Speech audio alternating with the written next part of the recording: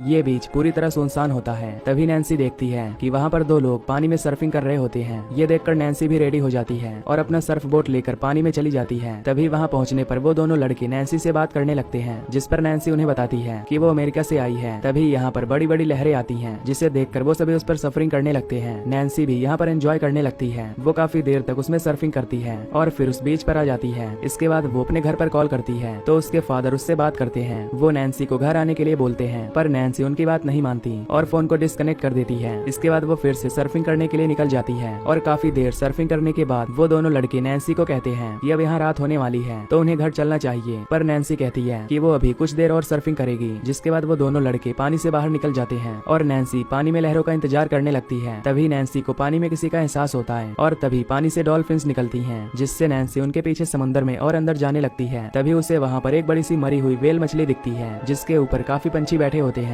तभी यहाँ पर फिर से एक बड़ी लहर आने लगती है, जिससे नैन्सी उस पर सर्फिंग करने लगती है। पर तभी उससे कोई चीज टकराती है, जिससे वो बुरी तरह पानी के अंदर जाकर गिरती है और उसका बोट भी दूर चला जाता है। फिर नैन्सी काफी मुश्किल से ऊपर आती है और अपना बोट पकड़ लेती है। जब वो बोट पर चढ़ने लगती है तो कोई जानवर उसे पानी में खींच लेता है, जिससे पानी में खून फैल जाता है। नैन्सी किसी तरह ऊपर आती है और उस व्हेल मछली की ओर तैरने लगती है, क्योंकि वो बीच से काफी दूर थी। जब नैन्सी उस व्हेल मछली की ओर बढ़ रही होती है तो वो जानवर भी उसका पीछा करने लगता है, पर इससे पहले वो नैन्सी को नुकसान पहुंचाता। नैन्सी उस व्हेल मछली तक पहुंच जाती है और उस पर चढ़कर बैठ जाती है। उसका पैर उस जानवर ने काफी जख्मी कर दिया था, इसीलिए वो मुश्किल से अपने पैर को बांध देती है। इधर वो दोनों लड़के अब वहाँ से जाने लगते हैं। ये देखकर नैन्सी उन्हें चिल्लाकर आवाज देती है, लेकिन वो दोनों उसकी तरफ नहीं देखते, क्योंकि वो नैन्सी से काफी दूर थे, जिससे उसकी आवाज वहाँ तक नहीं जाती और वो दोनों अपनी गाड़ी से वहाँ से निकल जाते हैं। अब नैन्सी इस सुनसान जगह पर अकेली फंसी होती है और कुछ देर बाद अब रात भी होने वाली होती है। नैन्सी उस पानी में चारों ओर देखती है तो उसे एक चट्टान नजर आती है, जो पानी से थोड़ा ऊपर होती है। तभी नैन्सी देखती है कि पानी में एक शार्क बहुत तेजी से उसकी तरफ ही आ रही है। तभी वो उस व्हेल मछली पर टक्कर मार देती है, जिससे नैन्सी वापस पानी में गिर जाती है। अब नैन्सी उस तरफ बढ़ने लगती है जहाँ पर वो चट्टान होती है। तभी व्हाइट शार्क उसका पीछा करने लगती है, पर इससे पहले ही नैन्सी उस पत्थर पर चढ़ जाती है। यहाँ पर एक पक्षी भी होता है जो उस टक्कर में घायल हो गया था, क्योंकि उसका एक पंख टूट गया था और वो नैन्सी के साथ वहीं पर फंस जाता है। नैन्सी के पैर से काफी खून निकल रहा था, इसीलिए वो अपनी ईयररिंग्स निकालती है और उसे उस फटे हुए मांस पर लगा देती है, जिससे उसे काफी दर्द होता है। फिर वो अपना जैकेट निकालती है और उसे अपने पैर पर बांध देती है। कुछ देर बाद अब रात हो जाती है। तभी वो देखती है कि उसका सर्फिंग बोट पानी में है। नैन्सी उस बोट को वापस लाना चाहती है। वो चारों तरफ उस व्हाइट शार्क को देखती है और फिर पानी में उतरकर धीरे धीरे उस बोट की ओर जाने लगती है। तभी वो सामने देखती है कि वो व्हाइट शार्क उसी की तरफ आ रही है। वो जल्दी से वापस आने लगती है और फिर से उस पत्थर पर चढ़ जाती है और उसके पैर में काफी दर्द भी होने लगता है। कुछ देर बाद सुबह हो जाती है। तभी नैन्सी देखती है कि बीच पर एक शराबी आदमी पड़ा है। नैन्सी उसे जोर जोर से आवाज लगाने लगती है, जिससे वो आदमी उसकी आवाज सुन लेता है, क्योंकि वो उससे ज्यादा दूर नहीं होता। तभी नैन्सी उसे इशारों में बताती है कि वहाँ पर बैग में उसका फोन है और उससे किसी को कॉल करने को कहती है। वो आदमी नैन्सी के बैग को खोलता है और उसमें से फोन और पैसा निकाल कर वहाँ से जाने लगता है। तभी वो नैन्सी के बोट को देखता है और उसे भी चुराने का सोचता है, इसीलिए वो उस पानी में जाता है और उसके बोट तक पहुँच जाता है। जब वो उसे वापस लेकर आने लगता है तो तभी वो शार्क उस पर हमला करके उसे मार देती है। अब नैन्सी के पास 6 घंटे बचे होते हैं, क्योंकि उसके बाद हाई टाइड होगा और समंदर की लहरें बढ़ जाएंगी और वो पत्थर भी डूब जाएगा। पर तभी नैन्सी देखती है कि वहाँ पर वो दोनों लड़के फिर से आ गए हैं, जो कल यहाँ पर आए थे, जो उसी की तरफ आने लगते हैं। ये देखकर नैन्सी चिल्लाकर उन्हें कहती है कि तुम यहाँ पर मत आओ, यहाँ पर शार्क है। पर वो दोनों उसकी बात नहीं मानते।